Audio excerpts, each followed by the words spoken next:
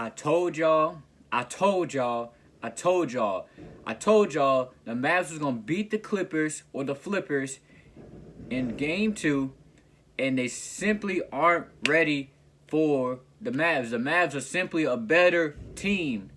Keyword team. Team, keyword, team, keyword. They're a better team than the Clippers or the Flippers. Now, it's probably like 8 something in the morning. I was going to do a recap last night. Didn't want to do it. Anyways, let's recap the game real quick. Then I'm going to tell you what I saw in the game from the Mavs and Clippers. First off, the game was close. The Clippers did play better. Now, both teams shot at a high percentage. I believe like in the first half, and I think even midway through the third quarter, or even through the whole quarter, third quarter, each team was shooting about 65 to 60%, 60 to 65%. So I don't know if the teams were playing defense or everybody was just hot. You know what I'm saying? So I don't know about that, but both teams were shooting a high percentage. That was probably one of the highest percentage games I've seen in a long time. Or maybe I'm just tripping right now. But they were shooting a high percentage. Kawhi came to play. Kawhi put up 41. He came to play. And ultimately he got let down by the rest of his team. But Kawhi came to play. He was hitting every shot possible. He was hitting mid-range. He was doing pull-up threes. I was like, oh, my Lord. And he ended with 41. Paul George, he played better. I think he had like 28 or something. But the rest of their team didn't really do much. I mean, Reggie Jackson had 15, but didn't really do much. But while Kawhi had 41, you already know Luka Magic. I told y'all, Luka Magic is the best player on the court in the Clippers versus the Mavs game. He's the best player on the court. It's not even close, really. It's really not close. So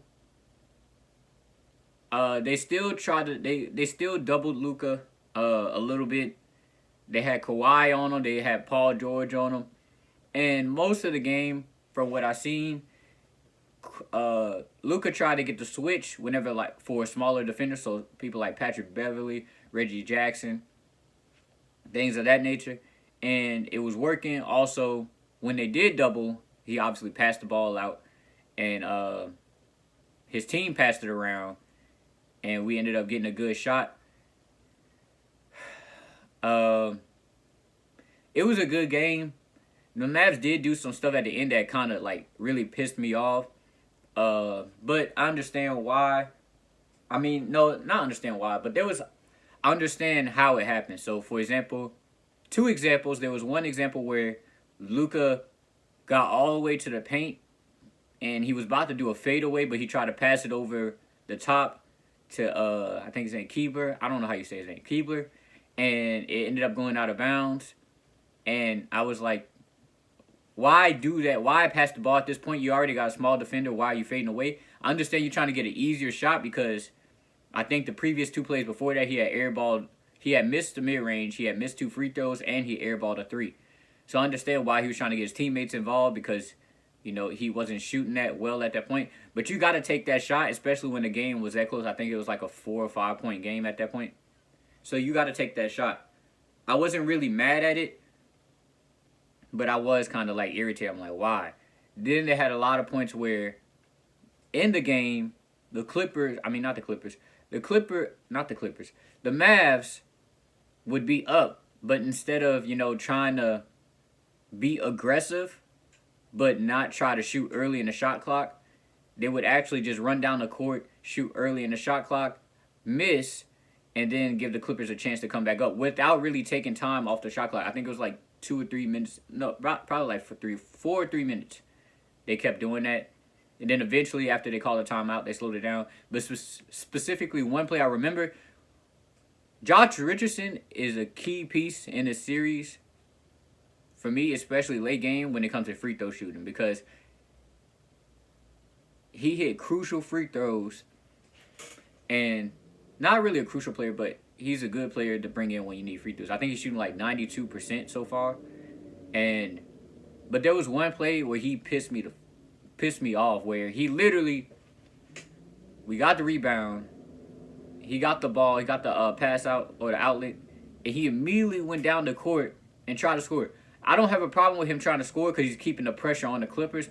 My problem is there was no need to rush anything because you're up 5. I think there was like 1 or 2 minutes left.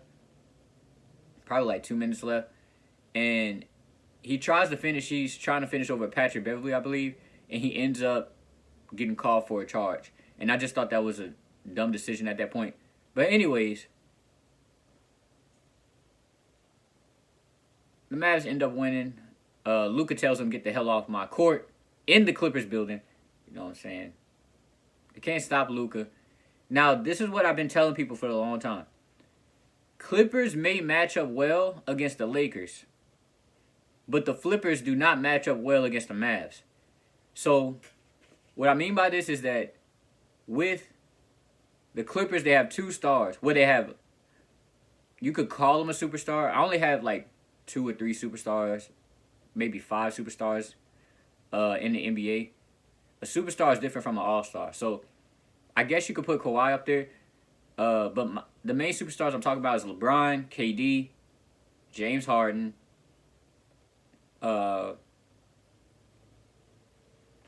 then Steph Curry, and AD, Kawhi, whoever you want to put in there. But superstars are like the top of the top. Like, you know they the best no matter what. So then there's the all-stars where it's like Paul George, Devin Booker, all this other stuff. Luka. But Luka's becoming a superstar. But the Clippers have, you could throw, like I said, you could throw Kawhi in there at the superstar level. You have Kawhi, then you have all-star Paul George, and then you have the rest of the team. Now, they match up well against the Lakers, but they don't match up well against the Clippers. And it's simply because, to me personally, when you have 2 stars on a team, or even 2 stars in a good third, which Ibaka isn't playing, they match up well against the Lakers because the Lakers have that same type of game. You have LeBron, superstar. You have AD. I guess you call AD a superstar too. You have AD, but those are the main 2 people. So they're able to match up with that as far as star power goes. But the problem is with the Clippers, they still haven't gotten everything figured out. As far as like who needs to shoot when. Is it your turn or is it my turn?